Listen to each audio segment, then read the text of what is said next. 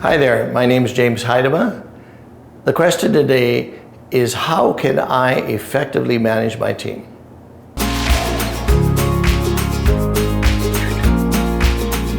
So, how can I manage my team? This is part 3 of 4 vlogs talking about building a culture of success. In the first one, we talked about why it's better to select than just hire people for your team. In the second vlog, we talked about how you can onboard them onto your team, incorporate them into your team as quickly as possible. Now that they're on your team and now you spend a bit of time with them, we're going to talk about how do you manage them.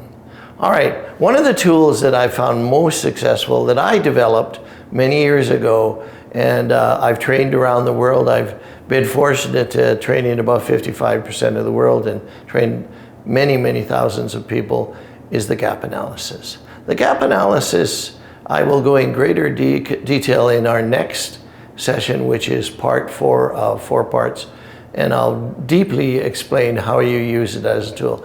But first, you look at it as a mental process. Is when you're working with your team and they're having all sorts of challenges, what you want to do is you always want to think is, where's the gap? First is, where are they right now? And where should they be? So if they're struggling on the telephone or getting prospects or meeting with people or walking through process, asking people to buy, dealing with objections, whatever, what's their current skill level? So I want to know what their current situation is. So that's where I start.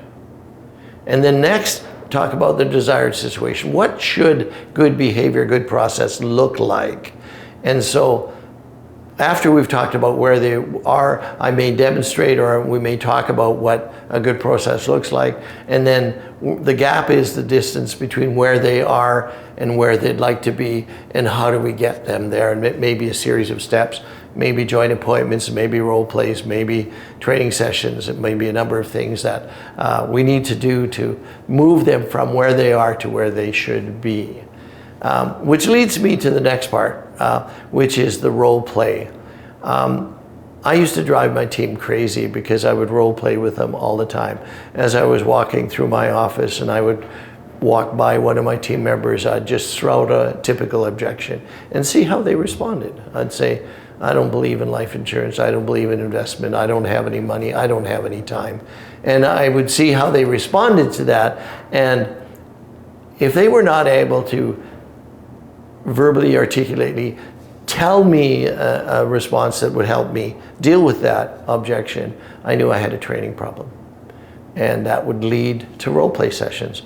So I would role play informally and I would role play formally. And how you formally role play is you break your, ideally you break your team into groups of 3. You can do it with a group of 2, but 3 is a little bit better.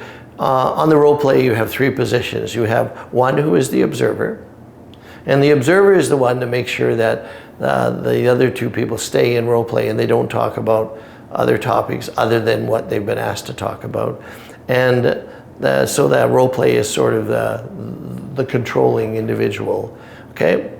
The observer is the controlling individual. And then you have the actual team member. The team member is going to walk the other individual through a process.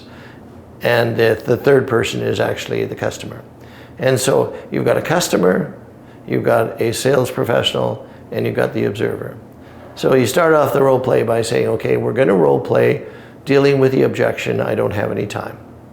And so what the observer says to the customer, I'd like you to act like a normal customer, don't be overly difficult, but just raise the objection. And to the sales professional, I want you to deal with the question, they don't have any time. All right, so they do the role play.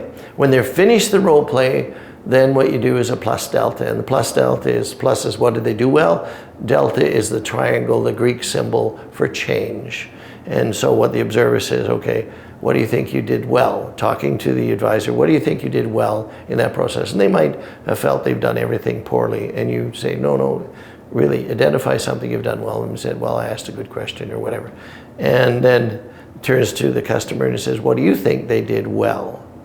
And the customer says, well, he did this or did that. And the observer then fills in and say, well, okay, I also saw that you did this well or whatever, okay?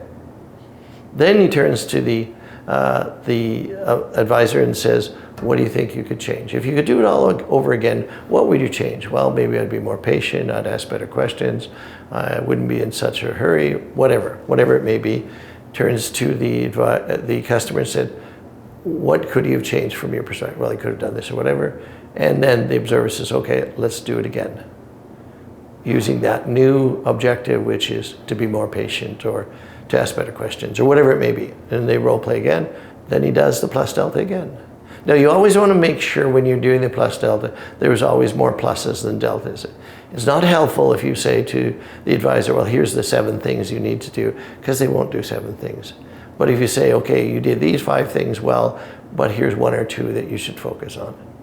Because people do change, but they change slowly. So role play sessions should happen on a regular basis within your team, at least once a week, if not twice a week. With new people, at least twice a week, because new people have a lot to learn. And role play is the safe place to role play the process. Because if you make a mistake in the role play, you haven't lost a sale, you haven't lost a customer, you haven't lost the opportunity to get referrals. And so role play is really, really critical. Okay? Next is joint appointments. It is critical the manager sits in on joint appointments, whether it's on Zoom or in person, where they actually observe how the advisor behaves with the customer. Now, it's very, very important when you're in a role play session, when you're in a joint appointment with the customer and the advisor, you are not introduced as the leader, the manager, the structure leader, whatever. You are introduced as a colleague. And you sit there and you say nothing unless you're invited into the conversation. You're there to observe, okay? And at the end of the appointment, regardless of how it turns out, that's the best time to do a plus delta. That's the best time to say to them, okay, all right, let's say the appointment went very badly. Nothing happened, the customer was upset, didn't give referrals, didn't want to have a second appointment, whatever. And you say to the advisor, well, what do you think you've done well? And of course they're going to say, I did everything poorly. Well, that's not true. What did you do well? Well, I rang the doorbell, introduced myself, whatever, okay? And then you add a couple of things that you saw that they did well. Because it's really important. You know, people often use this terminology called constructive criticism. I don't believe there's anything constructive about criticism. Feedback, on the other hand, if it's weighted heavily on things they did well and lightly on things they could change, that encourages people to take control, okay? So then you do your plus delta and you talk about what they did well, and then you say, okay, if you could do that meeting over again, what would you change? And they say, well, I could have done this or that, okay. All right, now remember that for your next meeting with your next client to do those things, and you'll probably see a better result. So again, joint appointments are a way for you to actually see what's going on. And a surprising number of managers don't do any joint appointment. It's really crazy that they can have a team and not go out and see what they're doing. Because if you don't do your joint appointments, you have no idea what they're doing. You have no idea at all what they're doing. They can tell you anything. I had to go out, it was required in my company that when we brought someone onto the team, we had to go out and do joint appointments and record them and make record of them and do a report on them, because that's the only way we could tell if they're doing the right things at the right time with the right people. So that's one of the things we need. Next is activity management. You must work with your team members and focus on what they control. And activity management is what they control. So it's really important as you onboard them into the business and as you manage them through the business, that you continue to talk about their activity. You know, I have a coaching service. I'm coaching a number of people around the world, and I've got people in the business, 5 years in the business, and we still talk about activity. It's the first things out of my mouth when we get together on Zoom and I'm walking them through a process. Okay, I say, let's look at your activity first. Because when you look at the activity, it's like a doctor coming in and looking at your medical chart. It gives them a lot of information about what's going on your body. In this case, it gives me a lot of information on what's going on in your business. And I can, because I'm so familiar with activity management charts, I can determine whether you've got strengths or weaknesses there, and it leads to some really valuable conversations. And so activity management is really important. Training sessions. I think often managers make a mistake in training sessions. They tend to feel it's a place to just dump information. A good training session, at least 50% of it must be some form of interaction between the manager and the advisors. And that may be a role play, it may be practice session, it might be script memorization. Something that where they are part of the process rather than you dumping an hour or two of information. You know what, that's all it is. You just dump information and then you assume they're going to adopt new processes or buy into what you're saying, but they don't. And so what you want to make sure is your training sessions, and by the way, I have a philosophy, and I do this internationally when I go out and do sessions, is at best 40 minutes. I'll do 40 minutes and then give them a break.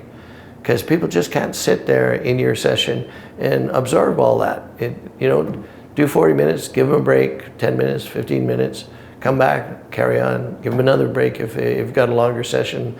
But you've got to give them the break because it's really, really difficult for people to sit. So your training sessions, and the training sessions must always be presented from the point of view of the advisor. You know, if you're introducing some process, you're introducing some policy, what does this mean to them? You know, it's something I struggle. I've got a number of books back here you can see. I've got 7 of them in 11 languages. I try in each one of them to answer the question that advisors and managers have is, what do I say or what do I do in a given situation? And that's what your training session should be, is it should equip the individual to answer that question. Oh, when I'm in this situation, this is what I do and this is what I say. So if you adopt some of these processes when you're managing your team, using the gap analysis philosophically to say, well, before I offer any value, before I suggest any solution to their reality, I need to know what their reality is. So I will ask them about their reality, where their current situation is, and then talk about what the desire is, and then identify what the gap is and how we begin to address that. I will role play as much as I can to give them the opportunity to practice. So when they're out in front of the customer, they know what to say, what to do. I will make sure that I go out and join appointments so I can see what they're actually doing, see how they're behaving, and do a plus delta at the end of those sessions. I will make sure that we're always talking about activity management to make sure that they understand this is the key to their success. And finally, my training sessions will be very involved with them and very focused on them of how it can improve the quality of their business and the quality of their results. So this is how you manage the team. So the next session that we're going to do is on the gap analysis. I'm going to show you how to use the gap analysis working with your team, and I'm going to show you how to use the gap analysis when you are working with your customers. Hopefully you had value. Hit the like button, subscribe. You know the routine. Thank you. Bye for now.